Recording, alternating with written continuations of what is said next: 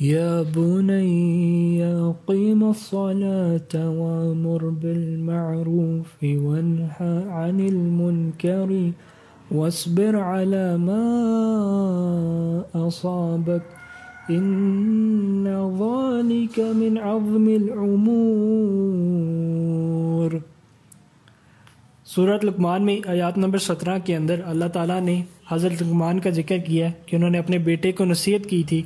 کہ اے میرے بیٹے، تو نماز قائم رکھنا، اچھے کاموں کی نصیحت کرتے رہنا اور برے کاموں سے منع کیا کرنا، اور جو مصیبت تم پر آ جائے صبر کرنا۔ یقین مان کہ یہ بڑی ہمت کے کاموں میں سے ہے۔ جس طرح نماز قائم کرنا انفرادی ذمہ داری میں شامل ہے، یعنی کوئی دوسرا مسلمان آپ کی جگہ آ کے نہیں آپ کی نمازیں پڑھے گا، اسی طرح اچھائی کا حکم دینا اور برائی کو روکنا یہ انفرادی ذمہ داری میں شامل ہے، اور بس بحیثیت مسلمان اور امت کا حصہ ہونے کے یہ آپ پہ زیادہ ذمہ داری آتی ہے کہ آپ اچھائی کا حکم دیں اور برائی کو روکیں، کیونکہ اگر کسی بھی معاشرے کے اندر ایک جماعت بھی یہ ذمہ داری لے لیتی ہے تو اس کی وجہ سے اللہ تعالیٰ ان تمام لوگوں کو بخش دیتا ہے۔ لیکن اگر اس معاشرے کے اندر کوئی بھی ایسا بندہ نہیں جو یہ ذمہ داری لے اس کام کو انجام دینے کے لیے،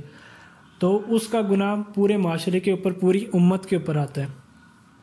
اور امت مسلمہ کے بارے میں تو اللہ تعالیٰ نے فرمایا ہے وَلْتَكُن مِّنكُمْ أُمَّةٌ يَدْعُونَ إِلَى الْخَيْرِ وَيَأْمُرُونَ بِالْمَعْرُوفِ وَيَنْهَوْنَ عَنِ الْمُنكَرِ وَأُولَئِكَ هُمُ الْمُفْلِحُونَ۔ یہ آل عمران کی آیات نمبر 104 ہے۔ تم میں سے ایک جماعت ایسی ہونی چاہیے جو بلائی کی طرف بلائے اور نیک کاموں کا حکم کرے اور برے کاموں سے روکے، اور یہی لوگ فلاح اور نجات پانے والے ہیں۔ اللہ تعالیٰ نے سورۃ الاعراف میں محمد صلی اللہ علیہ وسلم کے ذریعے یہ بات کہلوائی یَأْمُرُهُم بِالْمَعْرُوفِ وَيَنْهَاهُمْ عَنِ الْمُنكَرِ وَيُحِلُّ لَهُمُ الطَّيِّبَاتِ وَيُحَرِّمُ عَلَيْهِمُ الْخَبَائِثَ۔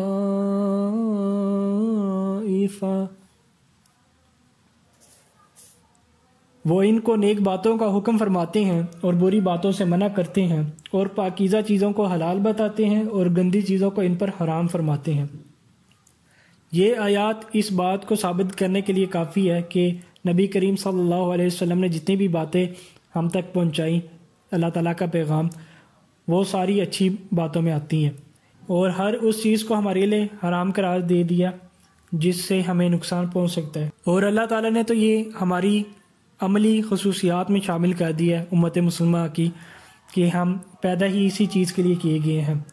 سورۃ آل عمران میں ہی آیات نمبر 110 میں اللہ تعالیٰ فرماتے ہیں کنتم خیر امت اخرجت للناس تأمرون بالمعروف وتنہون عن المنکر وتؤمنون باللہ۔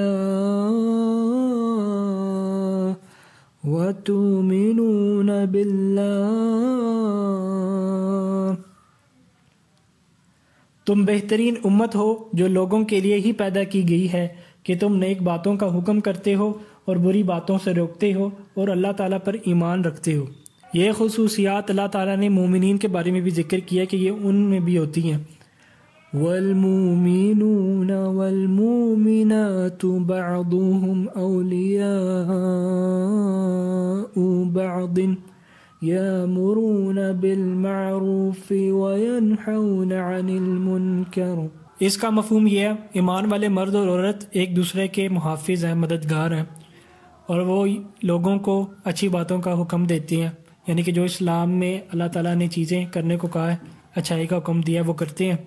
اور جو اللہ تعالیٰ نے المنکر یعنی کہ جو اسلام کے اندر چیزیں حرام کر دی گئی ہیں، منع کر دی گئی ہیں، ان سے باز رہتے ہیں۔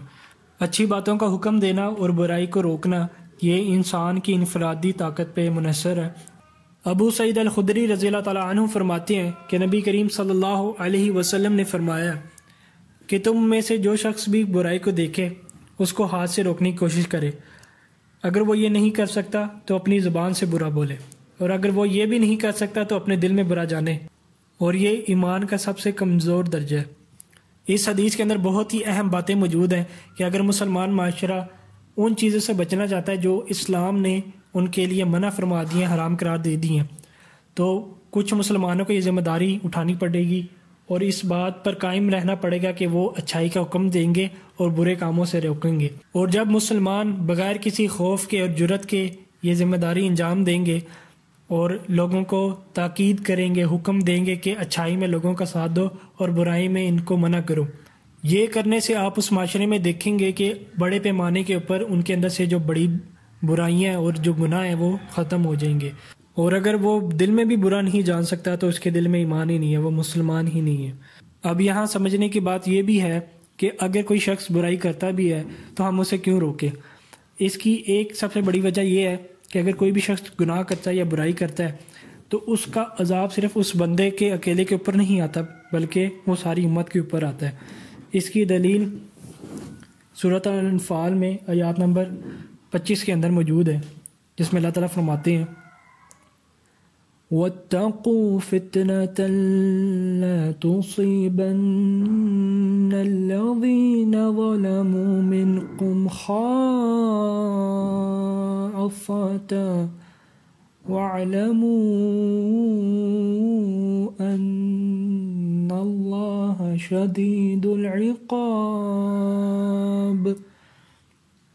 اور تم ایسے وبال سے بچو کہ جو خاص انہی لوگوں پر واقع نہ ہوگا جو تم میں سے ان گناہوں کے مرتکب ہوئے ہیں، اور یہ جان رکھو کہ اللہ تعالیٰ سخت سزا دینے والا ہے۔ میں اپنی بات کا اختتام اس بات پہ کروں گا کہ ہمیں یہ ذمہ داری لینی چاہیے کہ ہم اچھائی کا حکم دیں اور برائی سے روکیں تاکہ اللہ سبحانہ و تعالیٰ ہمیں اہل کتاب کی طرح نہ سزا دے، جس طرح سورۃ المائدہ کے اندر آیات نمبر 78 سے 79 میں اللہ تعالیٰ فرماتے ہیں لُعِنَ الَّذِينَ كَفَرُوا مِن بَنِي إِسْرَائِيلَ عَلَى لِسَانِ دَاوُودَ وَعِيسَى ابْنِ مَرْيَمَ ذَلِكَ بِمَا عَصَوْا وَكَانُوا يَعْتَدُونَ كَانُوا لَا يَتَنَاهَوْنَ عَن مُنكَرٍ فَعَلُوهُ لَبِئْسَ مَا كَانُوا يَفْعَلُونَ۔ بنی اسرائیل کے کافروں پر حضرت داؤد علیہ السلام اور حضرت عیسیٰ ابن مریم علیہ السلام کی زبانی لعنت کی گئی اس وجہ سے کہ وہ نافرمانیاں کرتے تھے اور حد سے آگے بڑھ جاتے تھے، آپس میں ایک دوسرے کو برے کاموں سے جو وہ کرتے تھے روکتے نہ تھے۔ جو کچھ بھی یہ کرتے تھے یقیناً وہ بہت برا تھا۔